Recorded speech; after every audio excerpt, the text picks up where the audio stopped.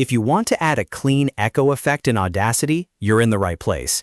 In this quick tutorial, I'll show you exactly how to echo audio in Audacity step by step, and I'll also show you the important fix you need if your clip ends too suddenly. This is really useful for voiceovers, music, sound effects, or any audio where you want a bit more space and depth. If this video helps, make sure to hit the like button and subscribe for more easy Audacity tutorials. Let's jump right in. First, open Audacity and load the audio file you want to work on. Before you apply any effect, you need to make sure the audio is selected. The easiest way to do that is by clicking the track header on the left side of the track. When the track is selected properly, Audacity knows which audio you want to edit. Next, go up to the top menu and click Effect. This is where all of Audacity's audio processing tools are located. Once the menu opens, hover over Delay and Reverb. You'll see a list of related effects, and from there, select Echo. Now the Echo settings window will appear. This is where you control how the echo sounds. The first setting is Delay Time in seconds. This determines how long Audacity waits before repeating the sound. For example, if you enter 0.5, the echo will come in after half a second.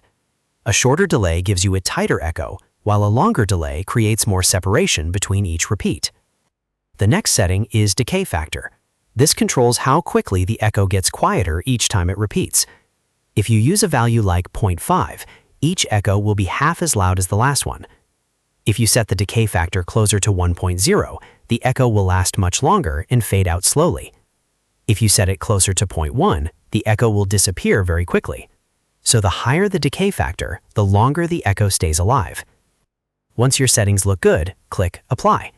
Audacity will process the audio and add the echo effect right onto your selected track. After that, press play and listen back to make sure the result sounds the way you want. If it feels too strong, too short, or too subtle, you can undo it and try again with different settings until it fits your project. Now here's a very important tip. Audacity does not automatically add extra space at the end of your track when you apply echo. That means if your clip ends abruptly, the echo can get cut off and you won't hear the full effect.